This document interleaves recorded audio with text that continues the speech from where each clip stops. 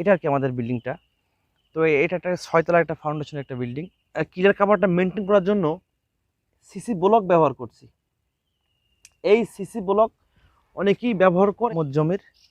আমার একটা সাইটে আজকে বেস ঢালাই, এই বেস ঢালার আগে কি কি করণীয় সেটাই আর কি আপনাদেরকে দেখানোর চেষ্টা করব। তো তো এটা আর কি দেখা যায়। আচ্ছা আচ্ছা, এটা একটা ভিউ পার্ট, এটা হলো আপনার সাইডের একটি পার্ট।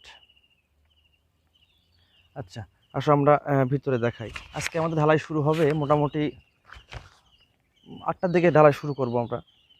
বেশ কিছু চেক দেওয়ার ব্যাপার স্যাপার আছে। তো আপনি কি কি চেক দিয়ে নেবেন, এইগুলো খুব একটা বড় একটা ইম্পর্টেন্ট একটা বিষয়।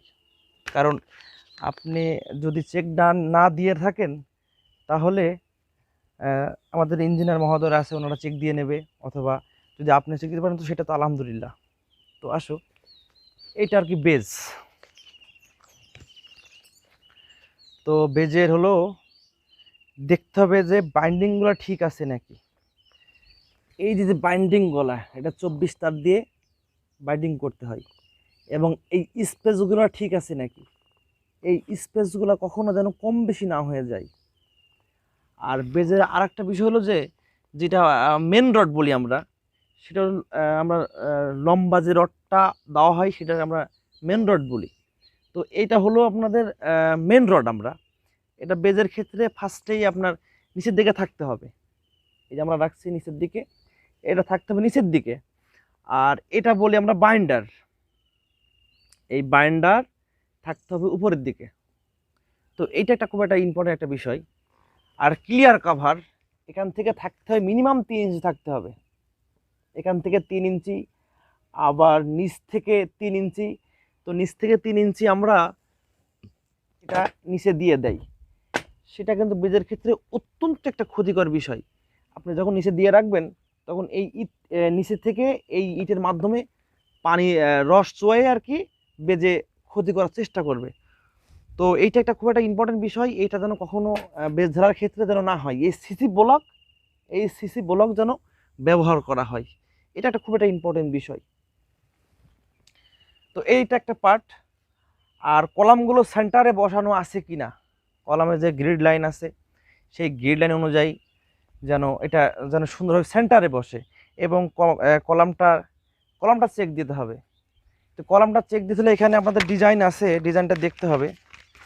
তো ডিজাইনে আছে কি রড, হ্যাঁ এখানে আমাদের আছে হলো C1।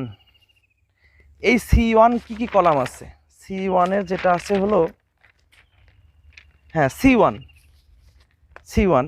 C1-এর আপনার কলামের ওটা হলো যে 20/14 কলামের সাইজটা আর কি, 20/14। এখানে 8টা 16 মিলিমিটার এবং 8টা 20 মিলিমিটার। তো সেটা আমাদের চেক দিয়ে নিতে হবে।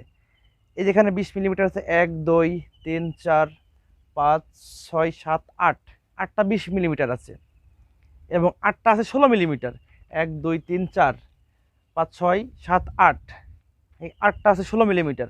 এটার আপনার চেক দিয়ে নিতে হবে। আবার রিংয়ের স্পেস কত দেওয়া আছে, আমার এখানে দেওয়া আছে 5 ইঞ্চি, আমি সেটা 5 ইঞ্চি দেওয়ার চেষ্টা করছি। আর একটা বিষয় হলো যে রিংয়ের হুক, এই হুকগুলা সুন্দর করে 135 ডিগ্রি বাঁকায়ে ভিতর দিকে দিতে হবে। এটা একটা খুব একটা ইম্পর্টেন্ট বিষয়।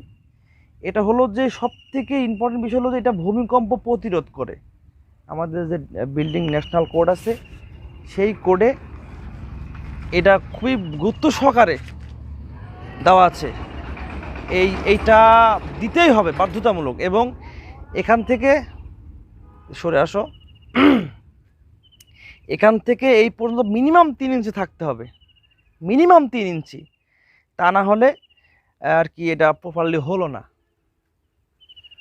আচ্ছা, আর একটা বিষয় হলো যে কলামটা যেন সলে থাকে, কলামটা যেন বেঁকা না হয়, বাঁকা হলে সমস্যা। আবার যখন আপনার হচ্ছে ঢালাইয়ের একটা মেজারমেন্ট আছে, তো আমার এখানে ঢালাইয়ের মেজারমেন্ট আছে হলো 16 ইঞ্চি, 16 ইঞ্চি আছে। আর 16 ইঞ্চি দেওয়ার পরে উপরে আছে আপনার হচ্ছে 6 ইঞ্চি, ওটা আমরা ট্যাপার বলি। এইগুলো ভালো করে বুঝে নিতে হবে। তো মোটামুটি আমাদের কাজ। আর যদি কোনো ছিদ্র থাকে তো সেটারে সুন্দর করে পলিথিন দিয়ে অথবা শীট দিয়ে একটা প্রপার আর কি সুন্দর করে যেন ওয়াটারপ্রুফ যেন হয়, এইটা বুঝতে হবে আর কি।